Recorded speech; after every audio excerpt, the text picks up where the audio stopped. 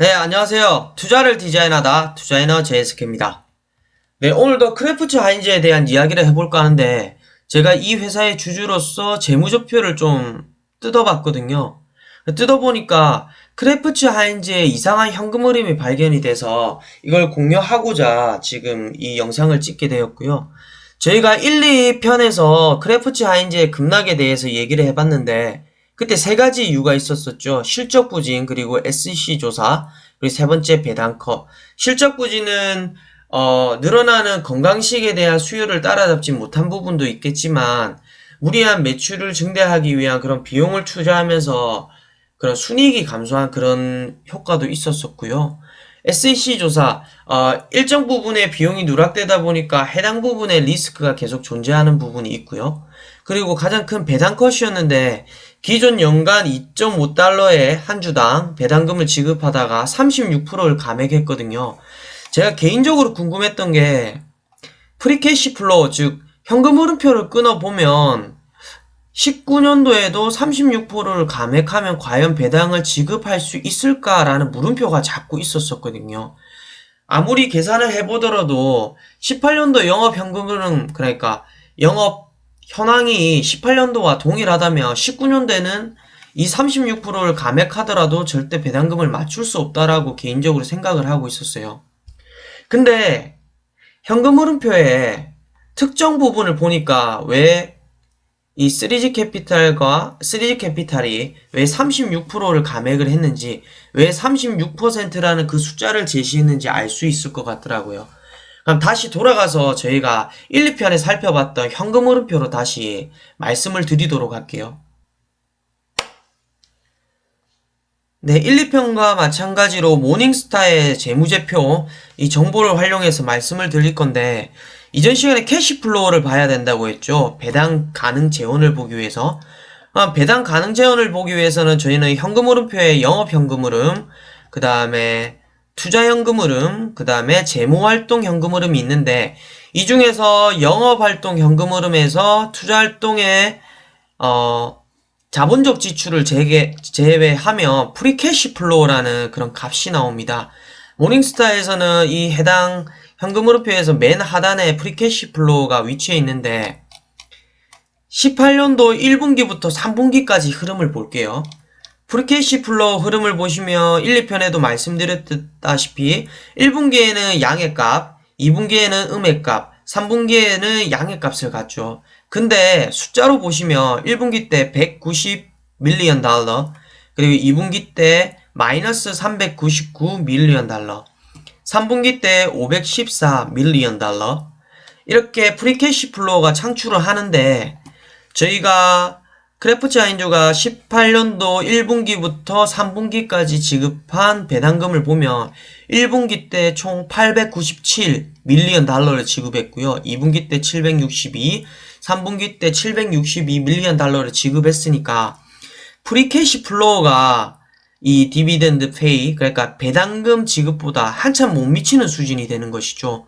그렇기 때문에 결론적으로 우리가 영업으로 벌어들인 현금 흐름에서 필수적인 투자를 제외하고 남은 금액으로 배당을 할 수 있는데 이 남아있는 금액보다 더 큰 배당금을 지속적으로 지급해왔다 이거죠. 근데 만약에 경영진이라면 이렇게 무리하게 배당금을 지급할 수 있을까라는 생각을 하게 됐거든요. 그래서 투자활동 현금 흐름을 보니까 이상한 점이 포착이 됐는데 17년도 9월달부터 분기 단위니까요. 12월달 그리고 18년도 3월, 6월, 9월 보는데 여기 보시면 투자활동 현금 흐름에 Other Investing Activity라고 있어요. 17년도 9월달에 Other Investing Activity, 그러니까 다른 투자활동 현금 흐름으로 해서 1636 밀리언 달러가 유입이 됐고요. 17년도 12월 달에 693 밀리언 달러, 그리고 18년도 1분기에 442 밀리언 달러, 2분기 때 790 밀리언 달러, 3분기 때 95 밀리언 달러가 유입이 됐어요. 이 항목이 너무 궁금한 거예요.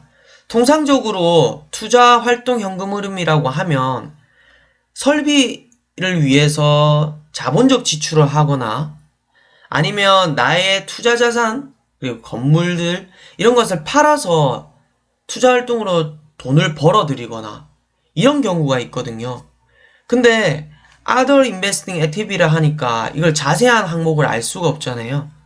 그래서, 저 SH에서 제공하는, 그러니까 우리나라로 치면 다트에서 제공하는 그런 재무제표 상세 보고서를 제가 한번 봤습니다. 18년도 3분기 현금 흐름표, 크래프트 하인즈의 현금 흐름표고요. 이 앞서 보여드렸던 이 모닝스타의 현금 흐름표를 보다 더 자세하게 이렇게 회사에서 설명을 해주는 그런 화면이거든요.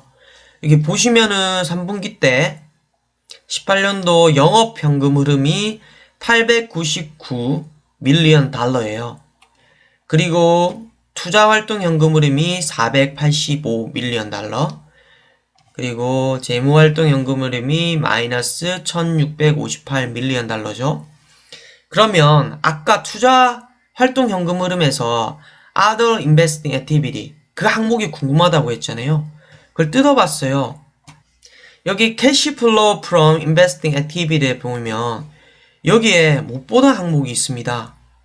캐시 리시브로 시작하는 건데 이거를 우리말로 직역을 하면 아마 팩토링과 관련된 얘기인 것 같아요. 팩토링이란 게 무엇이냐면 기업이 가지고 있는 매출 채권이죠. 외상 매출금. 그거를 담보로 증권을 만들어서요. 그걸 은행권에 파는 겁니다. 그러니까 은행은 그 매출 채권을 할인된 금액으로 인수를 하고요. 그 해당 기업에게 단기 유동성을 공급을 해줍니다. 현금을 주는 것이죠. 다만 은행은 할인된 금액으로 그 매출 채권을 구입하기 때문에 그 할인된 금액만큼 수수료 명목으로 이득을 얻는 거고요. 기업 측면에서는 조금 할인된 가격으로 내가 받아야 할, 미래에 받아야 될 매출 채권을 넘겨주는 것이지만 단기적으로 유동성이 부족할 때 현금을 받아낼 수 있는 것이죠. 크래프트 하인즈 같은 경우에는 17년도도 그렇고 18년도도 그렇고 해당 팩토링으로 꽤 많은 금액을 유입을 시켰거든요. 18년도 9월달을 보시면 1296 밀리언 달러. 그리고 17년도에 보면 1633 밀리언 달러예요. 그와 다르게 트레이드 리시베이블 이거는 매출 채권인데 매출 채권은 끊임없이 늘어나고 있죠. 매출 채권이 늘어날수록 현금 흐름은 악화되는 것이거든요.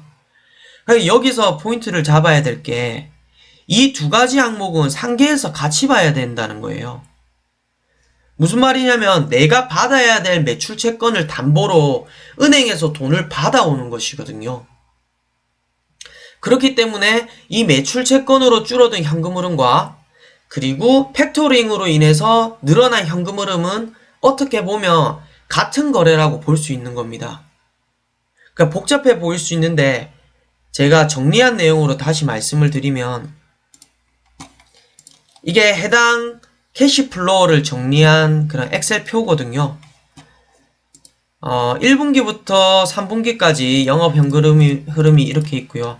앞서 보셨듯이 저희가 프리 캐시플로우가 배당 가능 재원이라고 했잖아요. 그럼 배당 가능 재원, 프리 캐시플로우는 영업 현금 흐름에서 자본적 지출을 뺀 금액이라 했는데 그 값이 1분기 때 190 밀리언 달러였고요. 2분기 때 마이너스 399 밀리언 달러, 3분기 때 514 밀리언 달러였죠. 근데 우리가 1분기, 2분기, 3분기 때 배당금을 받아야 될 게 897 밀리언 달러, 2분기 때 762 밀리언 달러, 3분기 때 762 밀리언 달러였죠. 그렇게 되다 보면 크래프트 하인즈는 프리캐시 플로우 기준으로는 가부족 금액, 그러니까 모자랐던 금액이 1분기 때는 707 밀리언 달러, 2분기 때는 1161 밀리언 달러, 3분기 때는 248 밀리언 달러 해서 3분기 누계적으로 2116 밀리언 달러를 현금이 없는데 빚을 내서 계속 배당금을 지급하고 있었다. 이렇게 이해가 되는 것이죠. 근데 앞서 말씀드렸던 팩토링, 우리가 받아야 될, 미래에 받아야 될 그 매출 채권을 담보로 금융권에서 돈을 땡겨오는 겁니다. 그걸 팩토링이라는 단어로 설명을 하는데 이 프리캐시 플로우의 그 팩토링 자금, 왜 그러냐면 미래에 받아야 될 돈을 땡겨 받는 거니까요. 그 자금을 합쳐봅시다. 팩토링 자금은 투자 현금 흐름에서 Other Investing Activity, 아까 캐시 리시브로 시작됐던 그 항목이죠. 그 항목 금액이 1분기 때는 442밀리언 달러였고 2분기 때는 790밀리언 달러, 3분기 때는 95밀리언 달러였어요. 이 값을 프리캐시 플로우에 더해줘야 된다는 겁니다. 그럼 이 값을 더해주면 프리캐시 플로우와 팩토링 자금은 1분기 때 632밀리언 달러, 2분기 때 392밀리언 달러, 3분기 때는 609밀리언 달러에서 합쳐서 총 1632밀리언 달러의 현금 흐름이 유입이 된 거죠. 그렇다면 앞서 저희가 배당금 지급액이 3분기 누계로 2116밀리언 달러였죠. 그러면 프리캐시 플로우 팩토링 자금과 상계 처리를 하면 그렇게 하더라도 우리는 484밀리언 달러가 부족했던 겁니다. 그래서 36% 배당 삭감이라는 기준이 어떻게 나오냐, 그냥 유추를 해봤어요. 우리가 18년도 기준으로 받았던 배당금을 36%로 일괄적으로 삭감을 하면 영업 현금 흐름이 똑같다면 우리는 1분기 때 574밀리언 달러, 2분기 때 488, 3분기 때 488밀리언 달러를 배당금으로 지급을 해야 돼요. 삭감된 기준으로. 그러면 위에서 말씀드렸던 프리캐시 플로우와 팩토링 자금을 합친 값으로 이 배당금을 지급할 수 있느냐를 따져보면 3분기 누계적으로 지급이 가능합니다. 83밀리언 달러가 더 남게 되는 것이죠.